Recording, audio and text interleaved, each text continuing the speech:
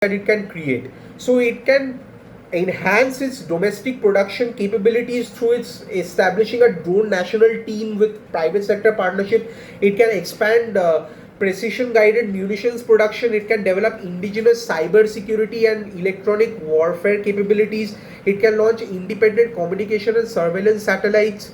Then it can implement a silicon shield strategy to leverage global chip dependency, establish manufacturing facilities to develop supply chain security protocols.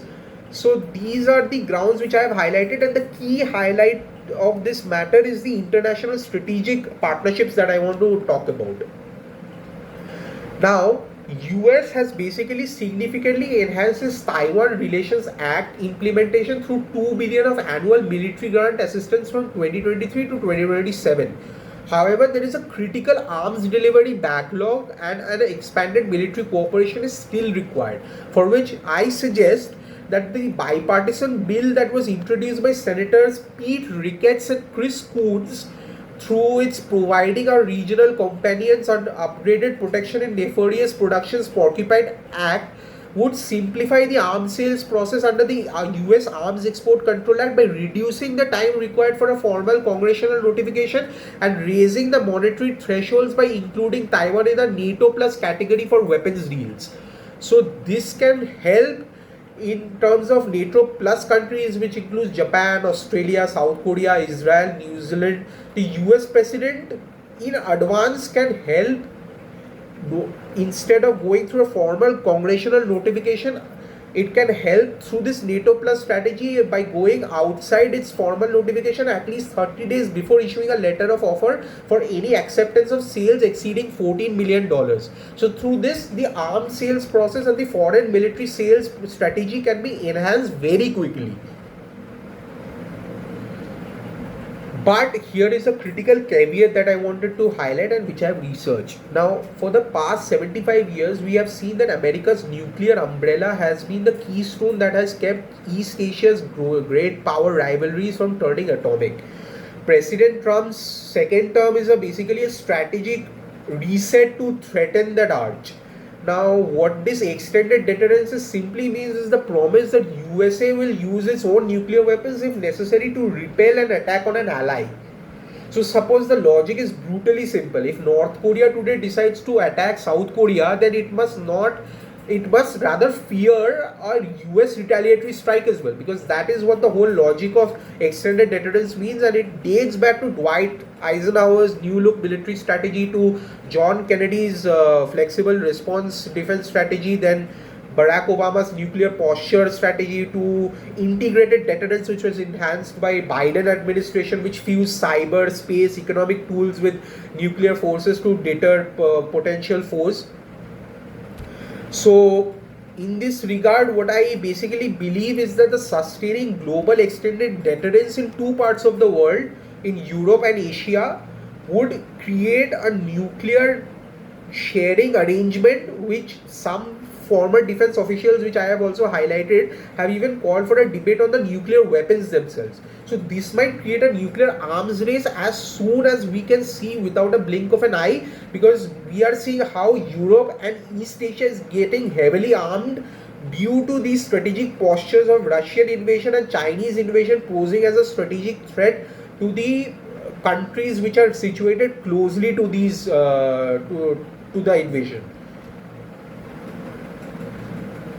Third pillar which I've identified is the tariffs. Now this is because how Washington has imposed a tariff of 145% on Chinese imports so far, bringing the effective tariff rate to about 156% if China invades Taiwan. You have to keep this in mind, because this creates both an opportunity and a challenge.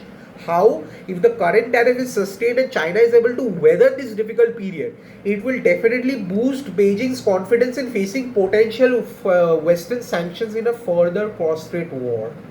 So you have to understand that this whole logic behind economic sanctions, and also through a porcupine plus honey badger strategy with an indigenous industrial base defense production, would not only make Taiwan asymmetrically capable to defend itself and also proactively attack PRC's vulnerabilities, but also it should pose as a pre-commitment to specific purposes as well. So how I have suggested is that China's economy is 8 times larger than Russia. So this economic leverage asymmetry has to be looked at it from this ground, because China has a very deeper integration into the global supply chain, creating mutual vulnerabilities.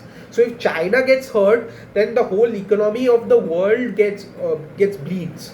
So this is a very shady affair that I see, that I suspect, with a vast number of lessons that I can draw from a Russia invasion of Ukraine vis-a-vis China invasion of Taiwan. But still I have a very pertinent solution to this from a economic sanctions or a tariff standpoint. So one is that I have created a coordinated tariff strategy framework. Now I have divided it into tiers. So first tier is immediate reciprocal tariffs.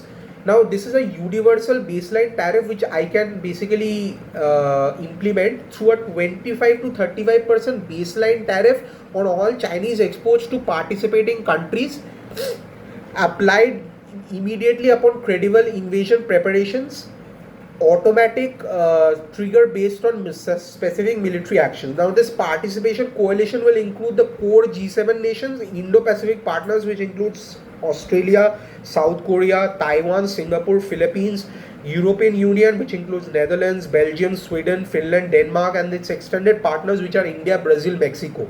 So it should be done through this participating coalition. Then the second aspect is the sectoral targeting, which is the priority sectors like electronics and semiconductors, telecommunications and equipment, advanced manufacturing machinery, automotive components, chemical and pharmaceutical intermediaries. There an enhanced tariff of 50 to 75%. So a baseline tariff of 25 to 35% on all of Chinese exports to the participating countries which are basically deterring the Chinese invasion of Taiwan, with an enhanced priority sector tariffs of 50 to 75%. So this should come to ideally 100%. Then it should basically be an international banking and financial restrictions which are basically blocking access to Western clearance systems and freezing central bank reserves of China in G7 countries and restricting international bond and equity markets.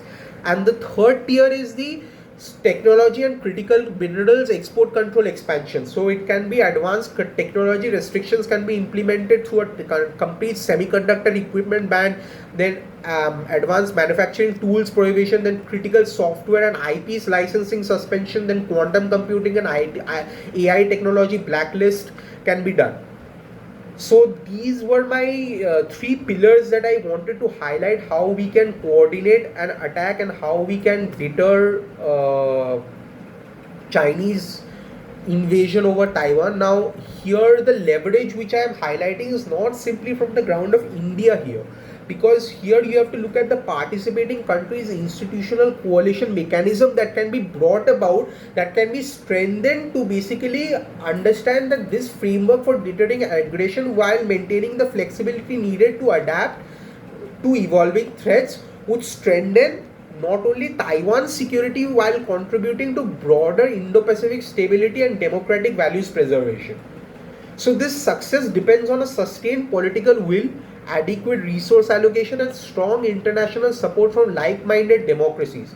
Because we have to understand, China is not a democratic country as we look at it. It's a socialist country, and its country is hell-bent by 2027. It wants to unify Taiwan either through peaceful means or through coercive means. Even if they want to do it through coercive means, we have the strategies that I have highlighted in my first 2 pillars ready for Taiwan to bolster its asymmetric capabilities.